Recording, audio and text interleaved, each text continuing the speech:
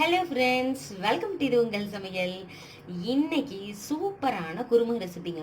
இது ஒரு 5லேருந்து 7 நிமிஷத்துக்குள்ள செஞ்சு முடிச்சிடலாம். அந்த அளவுக்கு ரொம்ப ரொம்ப ஈஸி. நீங்கள் இஞ்சி பூண்டு பேஸ்ட்டோ இல்லை புதினா தலையோ இல்லையே, அதுக்கப்புறம் பட்டாணி இல்லையே, என்னடா பண்ணுறது, ஆனால் இந்த சப்பாத்தி செஞ்சு ஆகணும், வீட்டுக்கு கெஸ்ட்டு வந்துட்டாங்கனாலும் சரி, வீட்டில் சப்பாத்தி கேட்டாலும் சரி, ரொம்ப ஈஸியாக ரிலாக்ஸ்டாக நீங்கள் சப்பாத்தி மாவு பிசைஞ்சு அது ஊறுற நேரத்துக்குள்ள டக்குன்னு இதை செஞ்சே முடிச்சிடலாம். அந்த அளவுக்கு ரொம்ப ரொம்ப ஈஸி, ரொம்ப ரொம்ப டேஸ்டி. சரி வாங்க, அப்படி என்ன குருமா ரெசிபி அப்படின்னு சொல்லிட்டு வீடியோக்குள்ள போயிட்டு சட்டன் பார்த்துடலாம். அதுக்கு முன்னாடி நம்ம இது உங்கள் சமையல் சேனலை சப்ஸ்கிரைப் பண்ணாதவங்க சப்ஸ்கிரைப் பண்ணிடுங்க, பக்கத்தில் உள்ள பெல் பட்டனையும் கிளிக் பண்ணிடுங்க. நம்ம நாட்காட்டி சேனலையும் புது புது வீடியோஸ் போட்டுட்டு இருக்கேன், நீங்க பார்க்கல அப்படின்னா இந்த டிஸ்கிரிப்ஷன் கீழே லிங்க் தரேன், எங்க போய் பாருங்க. சரி வாங்க, இந்த குருமா எப்படி செய்யலாம்னு பார்த்துடலாம்.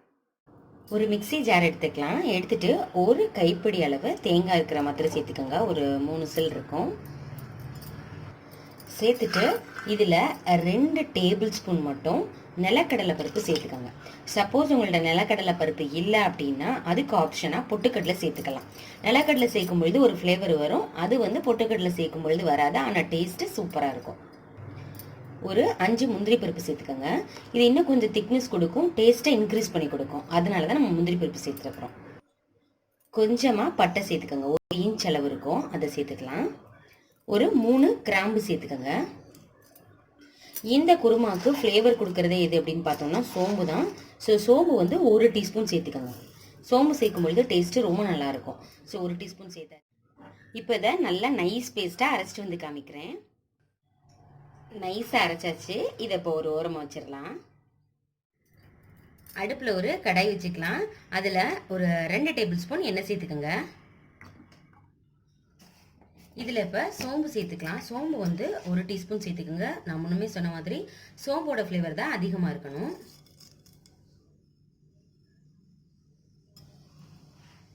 இதில் கொஞ்சமாக கல்பாசி சேர்த்துக்கலாம். கல்பாசியோட ஃப்ளேவரும் நல்லாயிருக்கும்.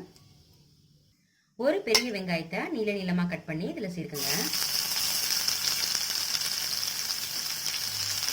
வெங்காயம் கொஞ்சம் பொன்னிறமாகட்டும், அது வரைக்கும் நல்லா வதக்கி விடலாம்.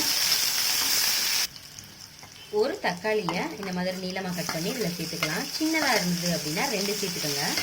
ரொம்ப புளிப்பாக இருந்தாலும் நல்லா இருக்காது, அதனால் இந்தளவு மட்டும் சேர்த்துக்கோங்க, கரெக்டாக இருக்கும். இப்போது இந்த எண்ணெயிலேயே என்ன பண்ண போகிறோன்னா மிளகாய் தூள் சேர்க்க போகிறோம்.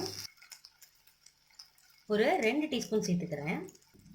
உங்களுக்கு காரம் கம்மியாக சேர்த்துக்கிறீங்க அப்படின்னா நீங்கள் கொஞ்சமே கம்மி பண்ணிக்கலாம். நம்ம சீக்கிரமாக செய்கிறதுனால இந்த எண்ணெயிலேயே நம்ம நல்லா வதக்கிறது மூலயமா பச்சை வாசனை சீக்கிரம் போயிடும், அதனால தான் இந்த எண்ணெயிலேயே வதக்குறோம். கொஞ்சம் சீக்கிரம் செய்யலாம், அதுக்காக தான். கருகிடக்கூடாது. இப்போ நம்ம அரைச்சி வச்சிருக்கிற மசாலா அதில் சேர்த்துடலாம். நல்லா இதை பிரட்டி விடுங்க.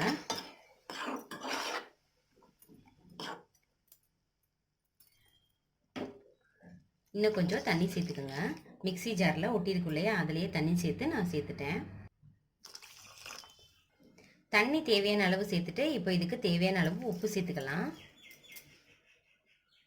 லாஸ்ட்டு ஒரு ஃப்ளேவருக்காக சிக்கன் மசாலா கொஞ்சம் சேர்த்துக்கோங்க. நீங்கள் உங்கள்கிட்ட இல்லைன்னா கடையில் ஆச்சி சிக்கன் மசாலா இருக்குல்ல, நீங்கள் அது கூட சேர்த்துக்கலாம். ஆச்சி சக்தி எதுனாலும் சரி சேர்த்துக்கலாம், நல்ல ஒரு ஃப்ளேவர் கொடுக்கும். இப்போ நல்லா கொதிக்க விட்டு இறக்கணும்னா சூப்பரான குருமாங்க. 5 நிமிஷத்தில் தானே அதை செஞ்சு வைத்தனா இவ்வளோ டேஸ்ட்டாக இருக்குது அப்படிங்கிற லெவலுக்கு இருக்கும். ஆனால் நல்லா கொதிக்க மட்டும் விட்டுறணும். கொதிக்க விட்டு பாருங்கள், லைட்டாக கொதிக்குதில்ல, இந்த ஸ்டேஜ்லேயே அமுத்திடாமல் ஒரு 2 நிமிஷத்துக்கு நல்லா தலன்னு கொதிக்க விட்டுட்டிங்கன்னா சூப்பரான குருமா ரெடி ஆயிடும். நல்லா கொதிச்சிருச்சு. இஞ்சி பூண்டு இல்லாமல் புதினா தலை இல்லாமல் இவ்வளோ டேஸ்டியான குருமாவா நீங்களும் செஞ்சு பாருங்கள். நம்ம எல்லாத்துக்கும் சால்னா பிடிக்கும் இல்லையா, அந்த டச் இதில் இருக்கும். இப்போ இது ஒரு பவுலுக்கு ட்ரான்ஸ்ஃபர் பண்ணிட்டு காமிக்கிறேன். பவுலுக்கும் ட்ரான்ஸ்ஃபர் பண்ணியாச்சு. பாருங்களேன், பார்க்குறதுக்கே சூப்பராக இருக்குது, டேஸ்ட்டும் ரொம்ப நல்லா இருக்கும். என்னடா அது கொஞ்ச நேரத்தில் இவ்வளோ டேஸ்ட்டாக அப்படின்ற அளவுக்கு இருக்கும். நீங்களும் இதே மாதிரியே ட்ரை பண்ணி பாருங்கள். ட்ரை பண்ணி பார்த்துட்டு எப்படி இருந்துச்சு அப்படின்னு சொல்லிட்டு கமெண்ட் பண்ணுங்கள். உங்கள் ஃப்ரெண்ட்ஸ் அண்ட் ரிலேட்டிவ்ஸ் கூட ஷேர் பண்ணுங்கள். இந்த வீடியோ உங்களுக்கு பிடிச்சிருக்கும்னு நினைக்கிறேன். பிடிச்சிருந்துச்சுன்னா இது உங்கள் சமையலுக்கு சப்ஸ்கிரைப் பண்ணுங்கள், லைக் பண்ணுங்கள். இதே மாதிரி இன்னொரு இன்ட்ரெஸ்டிங்கான வீடியோவில் பார்க்கலாம். தேங்க்யூ ஃப்ரெண்ட்ஸ், பாய்.